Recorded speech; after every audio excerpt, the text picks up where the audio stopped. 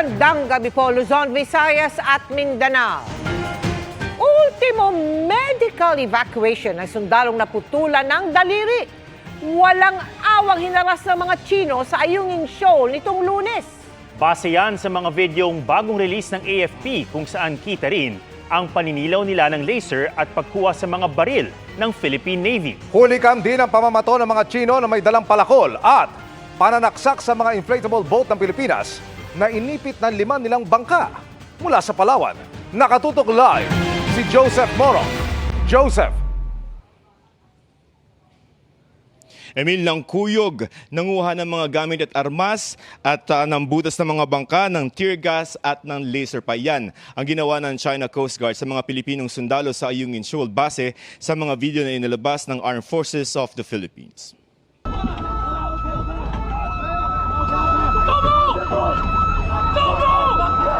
Harap-harapan ang ginawang panduduro at pagbabanta ng China Coast Guard sa mga Pilipinong sundalo nang harangin nila ang resupply mission na halos nasa tabi na ng BRP Sierra Madre umaga noong June 17 sa may Ayungin Shoal.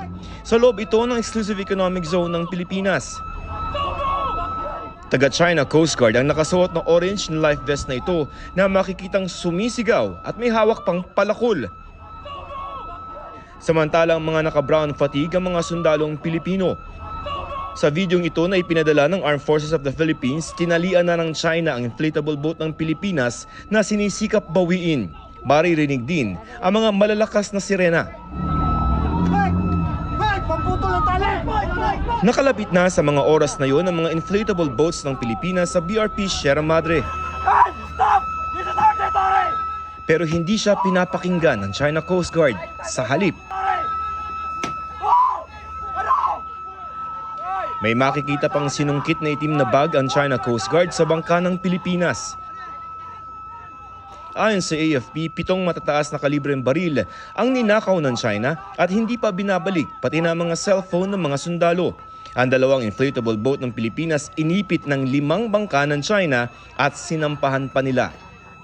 Parang mga pirata na po sila dun sa mga ginawa nilang actions na yan. Habang nagkakagulo, 2 barko ng China ang biglang nagbukas ng laser papunta sa mga Pilipinong sundalo. Pero hindi lamang laser ang ginamit ng China, pati tear gas.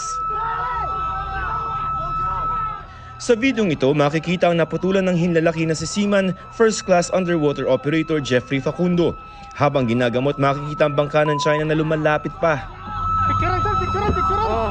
Tropa natin yan? Sa isa pang video, nanunutok ng mga matatalas na sandata ang China Coast Guard. Binuhusan sila ng tubig ng mga sundalong Pilipino mula sa BRP Sierra Madre. Maya-maya, isa sa mga Chinese Coast Guard, pinagsasaksak ang inflatable boat ng mga Pinoy. Sa itaas na bahagi ng video, nakikipaghatakan ang mga Pilipino sa China Coast Guard. Sa isang bahagi ng kaguluhan naman, makikitang may binabato ang mga China Coast Guard. Nagbabatuhan na, Ang isang inflatable boat ng Pilipinas na ito na papunta rin sana sa Sierra Madre, dinikitan ng 2 China Coast Guard para ilayo sa Ayungin. Bandang alas 8 ng umaga, humingi na ng rescue ang Philippine Navy sa Philippine Coast Guard. Nasa 12 nautical miles o 24 kilometers noon ang BRP Bagakay at BRP Cabra ng Philippine Coast Guard. Pero maging ang medical evacuation, hinarang at hinaras. 3 Hubei missile patrol ng China ang pumalibot sa medical evacuation team ng PCG habang inikot-ikutan ng mga bangka ng Pilipinas na nakikipagnegosasyon sa China. Mula nang harangin ng China Coast Guard ang RORE mission sa Ayungin Shoal umaga ng June 17, inabot ng hanggang gabi ang rescue operation at pakikipagnegosasyon na ginawa ng Philippine Coast Guard. Alas 11 na ng gabi nang pumayag ang China na i-evacuate si Facundo na naputulan ng hinlalaki pero patuloy na maaligid ang mga barko ng China. Sa di kalayuan, kita rin ang Hospital Navy ship nila. Nakapaligid din ang iba pang mga bangka ng China Coast Guard na kinukunan pa ang Philippine Coast Guard galing sa BRP Cabra. Matapos ang insidente, ganito na ang naging itsura ng mga inflatable boat ng Philippine Navy. Basag-basag ang salamin, sira-sira ang equipment at punit-punit na ang inflatable boat.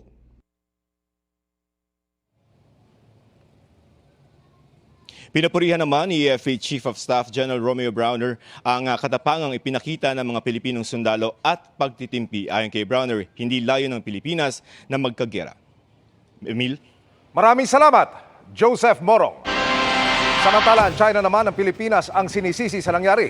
Ayon sa China Foreign Ministry, binanggaraw ng mga bangka ng Pilipinas ang mga bangka ng China at gumawa ng mga aksyong nagpapasindi ng tensyon sa dagat.